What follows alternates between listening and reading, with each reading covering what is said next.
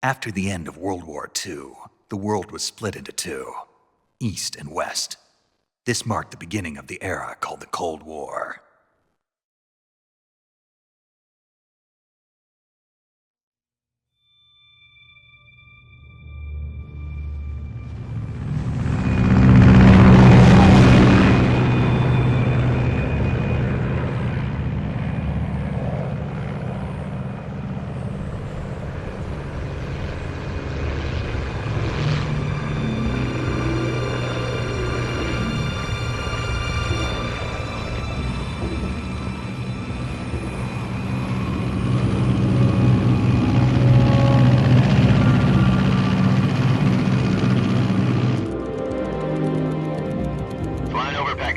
Altitude 30,000 feet. Approaching Soviet airspace. 20 minutes to drop off. Commencing internal depressurization. Equipment check. Arm main parachute. All right. You ready to go? Drop zone still showing a high pressure mass. Cav okay. Good. We've got high visibility.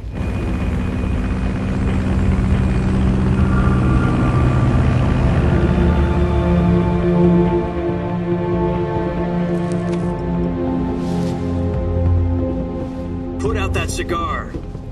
Connecting oxygen hose to interior connector. Put on your mask.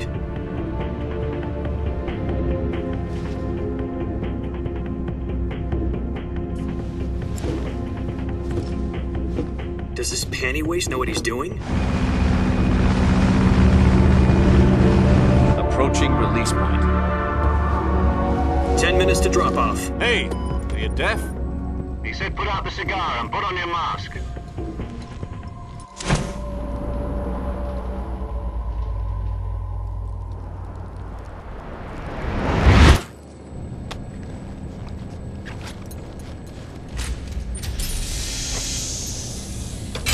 Depressurization complete.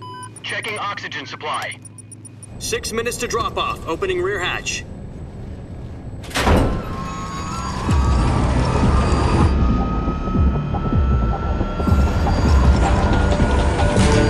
Sunrise.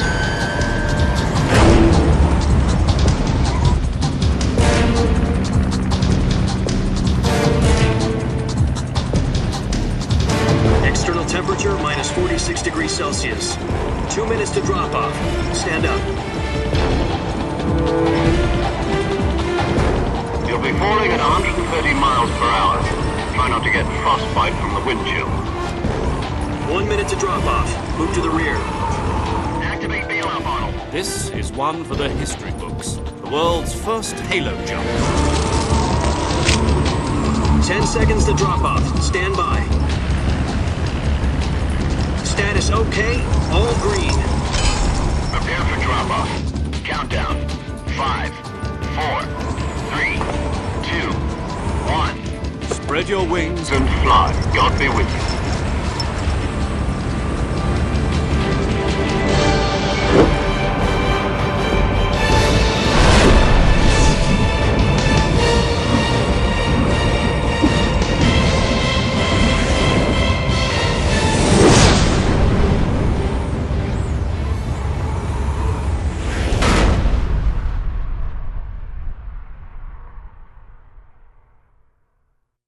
Jack, I've got some important news.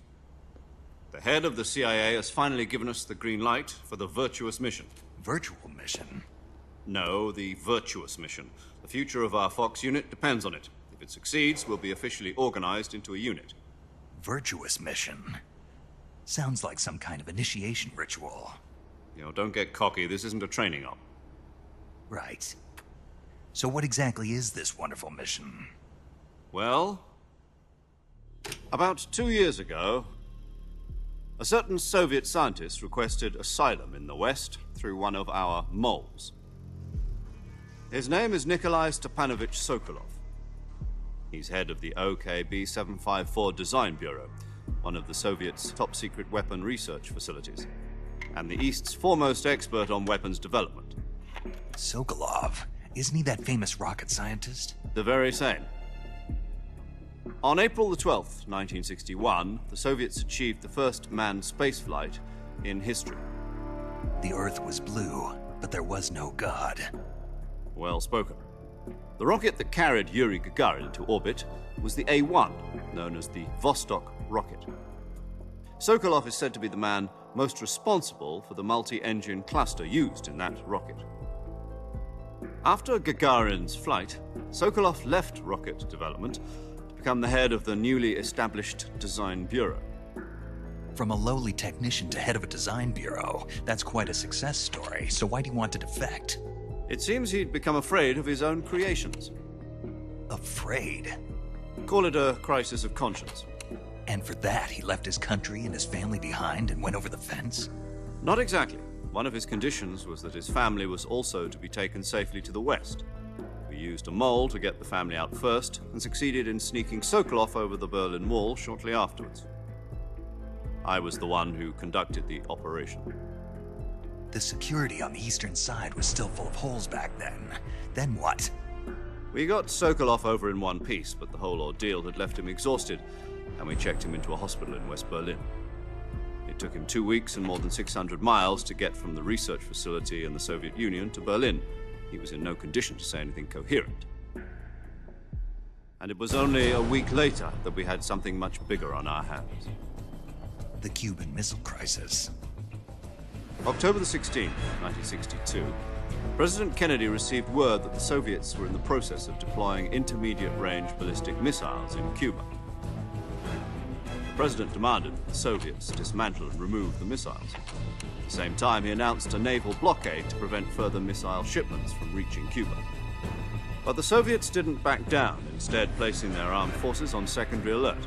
Soviet transport ships carrying missiles continued on course towards Cuba. US and Soviet forces went on alert for an all-out nuclear war.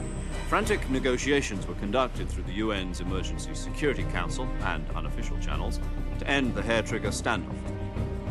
Finally, on October the 28th, the Soviet Union agreed to remove its missiles from Cuba, and so the world avoided a nuclear holocaust.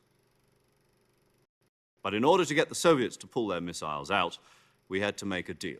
You mean the one where the US agreed to remove its IRBMs from Turkey? No. The Jupiter IRBMs deployed in Turkey were obsolete, and we were going to get rid of them anyway. They had no strategic value whatsoever to either the US or the Russians. The Turkey deal was a ruse, a cover story that was fed to the other intelligence agencies around the world. So what did the Russians really want? Sokolov. They wanted us to return Sokolov. You mean the Soviets pulled out of Cuba just to get their hands on Sokolov? That's right. What the hell was he working on? At the time, we had no idea. We were running out of time. It was either give up Sokolov or risk full-scale nuclear war. In the end, we had no choice. President Kennedy gave in to Khrushchev's demand. The next day, I got Sokolov out of the hospital, handing him over to agents on the eastern side.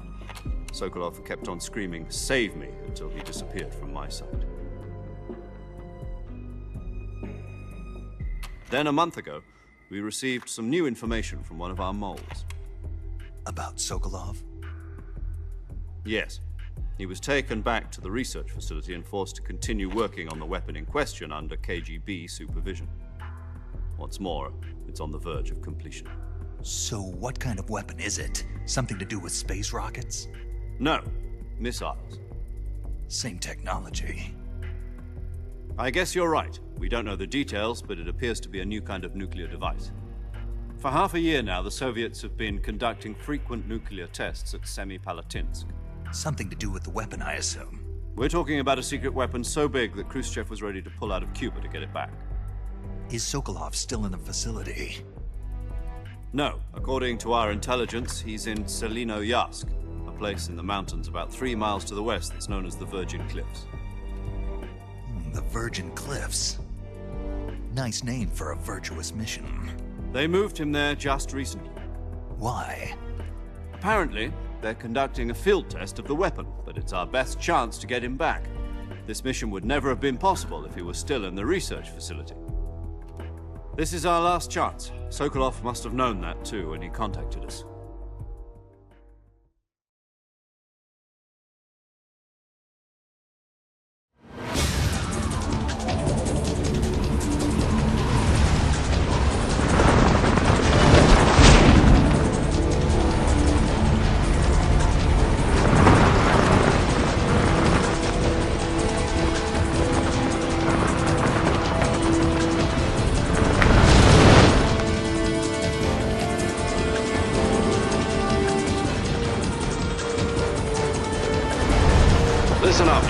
Your mission is to infiltrate Selino Yask in the Soviet mountains, ensure the safety of Sokolov, and bring him back to the West.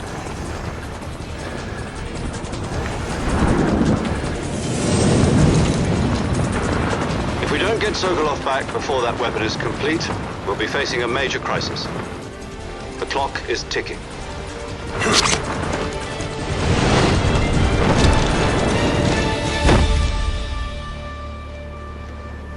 Once we've confirmed the rescue of Sokolov, stand by at the recovery point.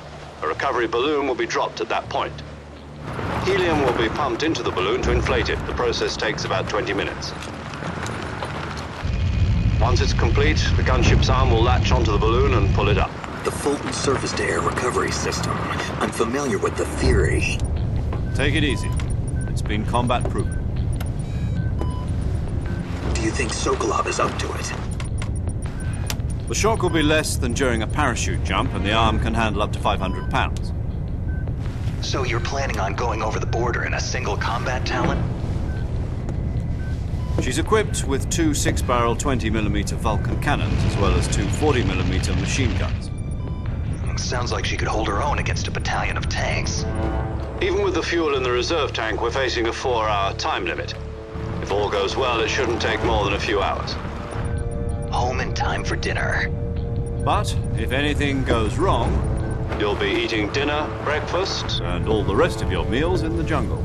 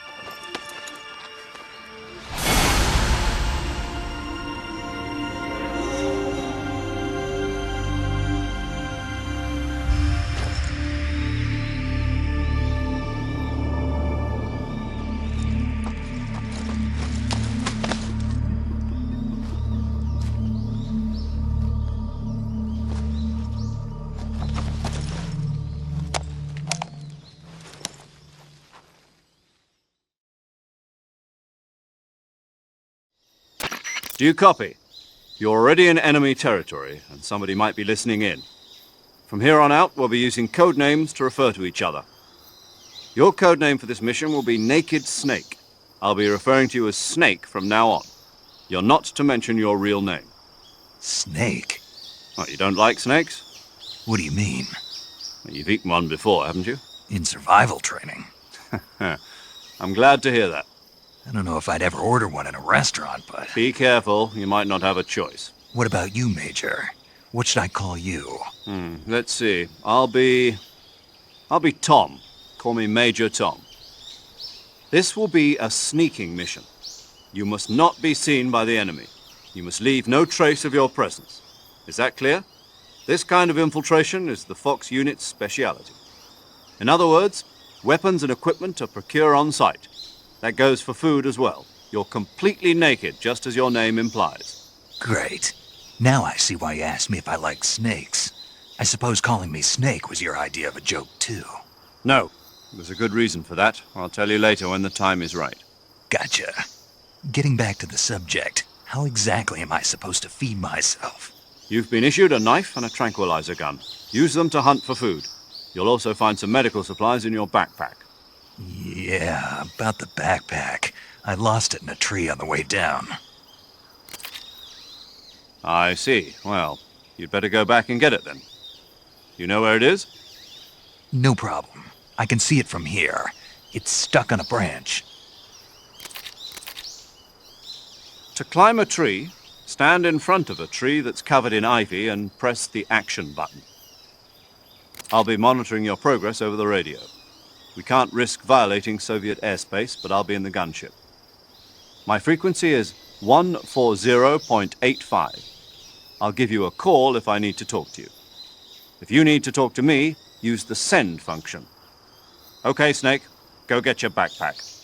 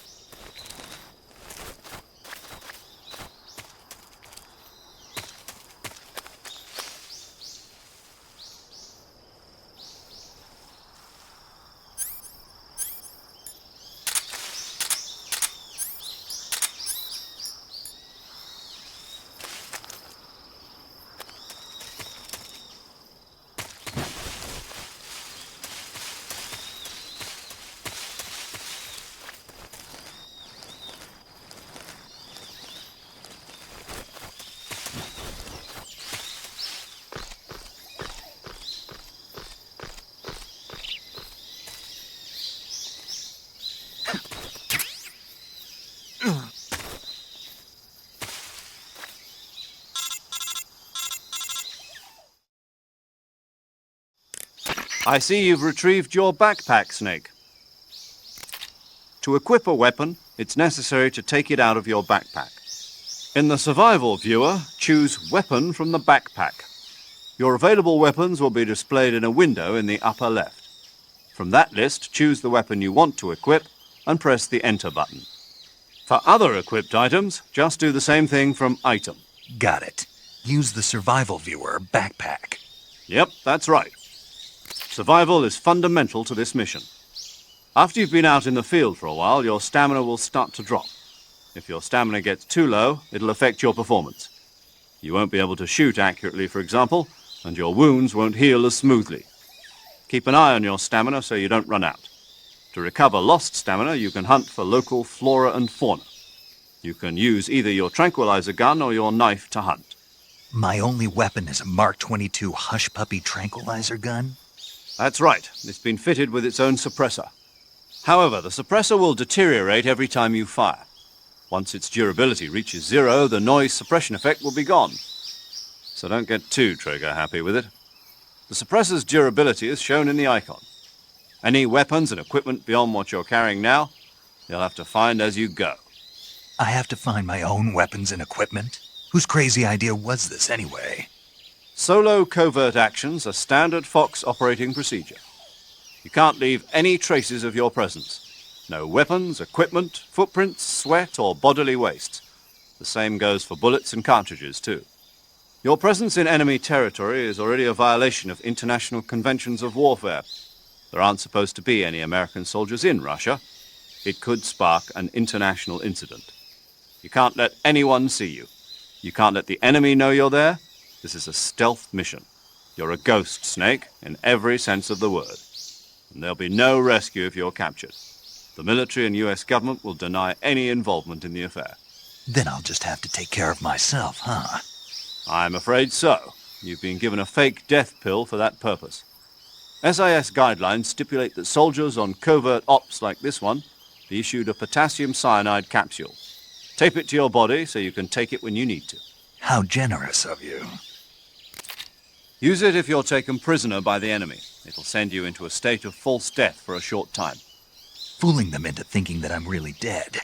So how do I come back to life? Just take the revival pill. You mean that thing they put in my tooth before the mission? That's the one. But be careful. If you remain in a state of false death for too long, nothing will be able to bring you back. Remember that. I'll keep it in mind. You said this was a solo mission, right? Right. I guess that means I can't count on any reinforcements. Correct. The mission rests entirely in your hands. A real one-man army. Relax. There's a support team ready to back you up over the radio. Who? I'll introduce them to you. This time, survival is of utmost importance. The first member of the support team will be in charge of monitoring your physical condition, acting as a medic, so to speak, as well as recording your mission data. She's a member of Fox as well, and She's here on the gunship with me. She? Hello, Snake. I'm paramedic. Nice to meet you. Paramedic. As in a medic who comes in by parachute. Aren't you going to tell me your real name? Are you going to tell me yours, Mr. Snake? My name, huh? It's John Doe. And they call you Jack for short. You're a regular Captain Nemo. A name means nothing on the battlefield. After a week, no one has a name. What's your name? Jane Doe. Very funny. I wasn't joking, but I'll tell you my name only if you manage to make it back alive. My frequency is 145.73. She's also in charge of recording your mission data.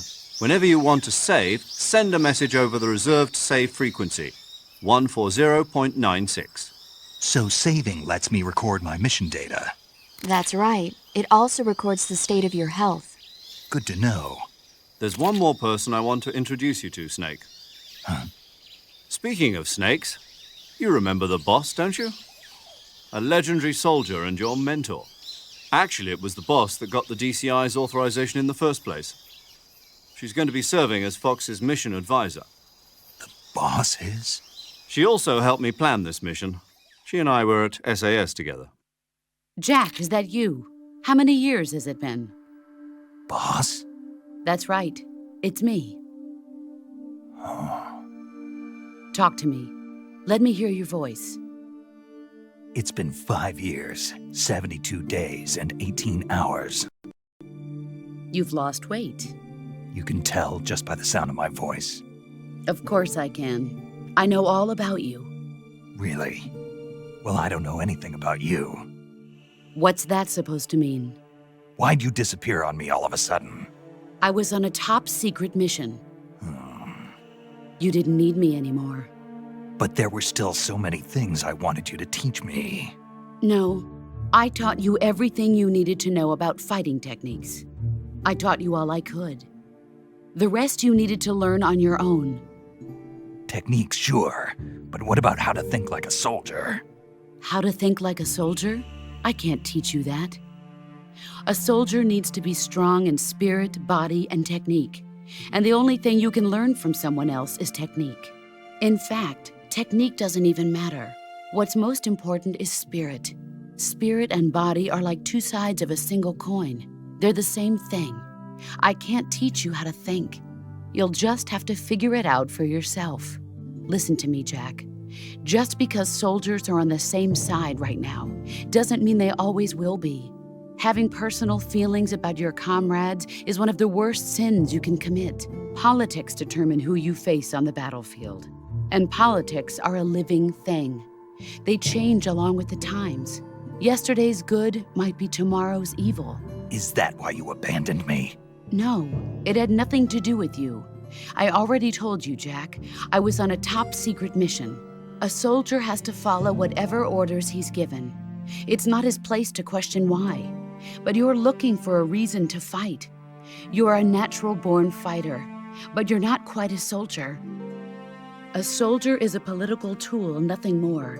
That's doubly true if he's a career soldier. Right and wrong have no place in his mission. He has no enemies and no friends. Only the mission. You follow the orders you're given. That's what being a soldier is. I do whatever I have to get the job done. I don't think about politics. That's not the same thing. Sooner or later, your conscience is going to bother you. In the end, you have to choose whether you're going to live as a soldier or just another man with a gun. There's a saying in the Orient, loyalty to the end. Do you know what it means? Being patriotic. It means devoting yourself to your country. I follow the president and the top brass. I'm ready to die for them if necessary. The president and the top brass won't be there forever. Once their terms are up, others will take their place. I follow the will of the leader, no matter who's in charge. People aren't the ones who dictate the missions.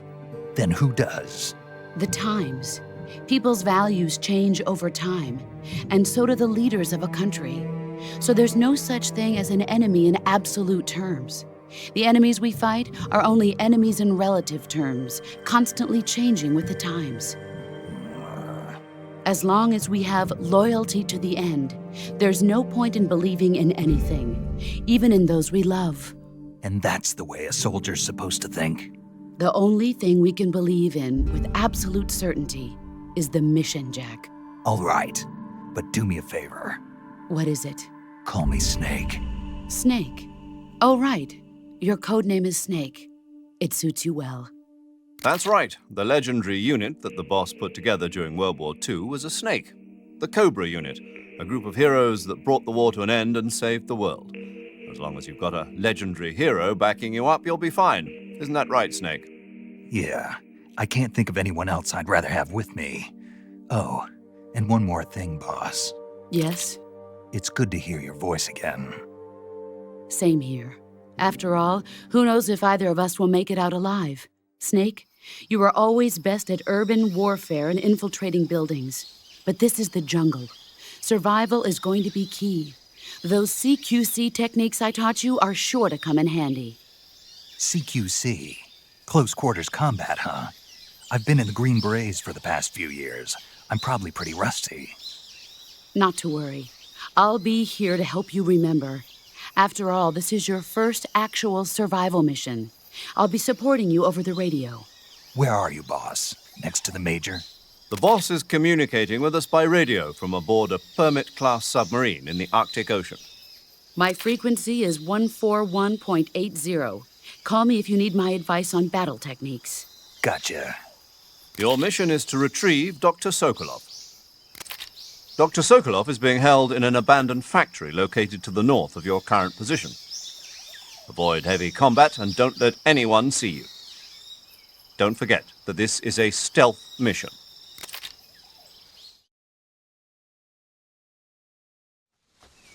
Snake, try to remember some of the basics of CQC.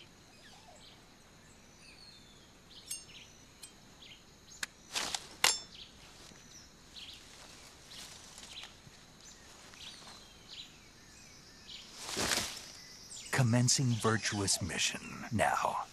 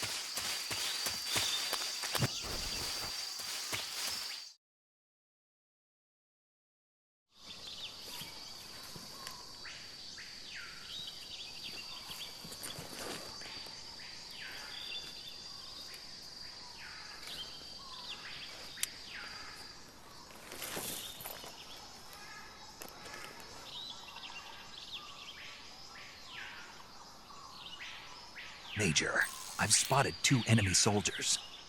They're probably KGB troops sent to guard Sokolov. AK-47s and grenades.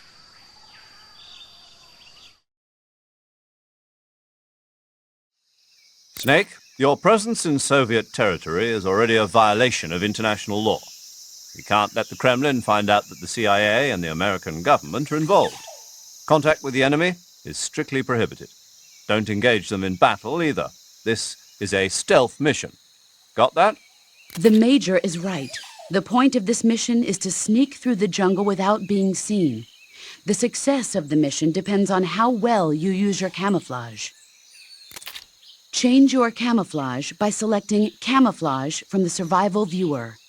The Uniform option lets you pick your uniform, while the Face option lets you change your face paint.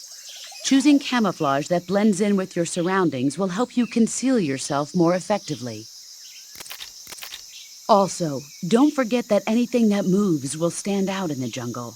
If you just stand up and run around like an idiot, you're bound to be spotted. But if you crawl instead, you should be able to sneak by without being noticed. You can see how effective your camouflage is by looking at the camo index. The camo index shows how well your current camouflage blends in with the surrounding area. The higher the value, the harder you are to spot, and vice versa. The key is to make yourself one with nature. Keep that in mind as you go along, okay?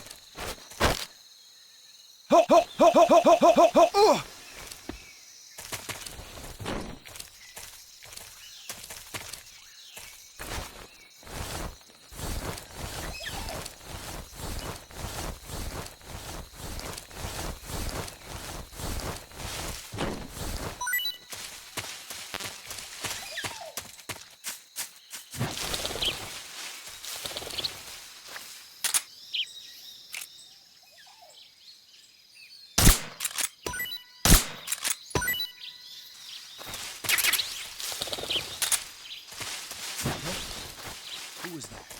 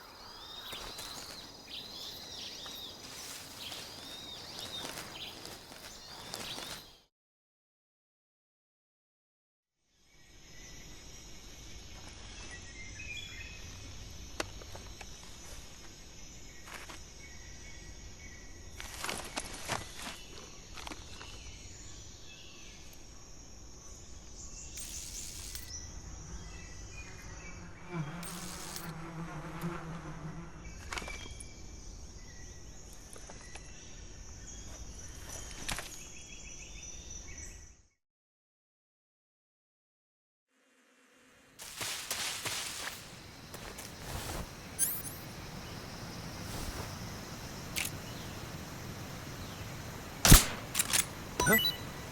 I hear something. Huh?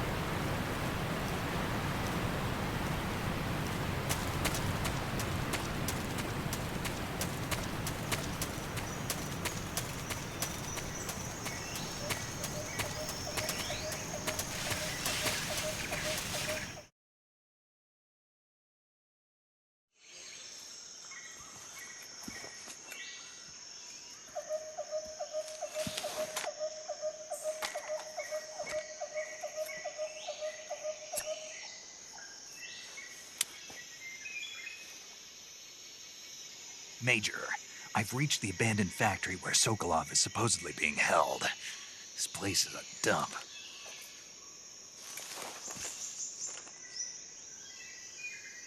I can't see Sokolov from here.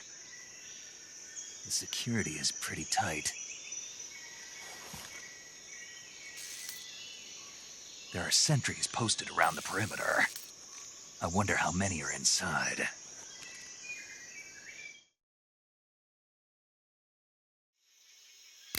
Your objective, Sokolov, is inside the factory. They should be holding him in a room in the northeast section. Northeast section. Got it. Be careful. Your mission is to bring Sokolov back alive. He must not be exposed to any kind of danger. Do not approach Sokolov while in the alert phase. Right. Oh, and one more thing, Snake. You mean there's more? No, it's just that when you get to Sokolov, I want you to tell him something from me. And that is? Sorry for being so late. Is that all? Yes. Understood. Beginning my approach to the target.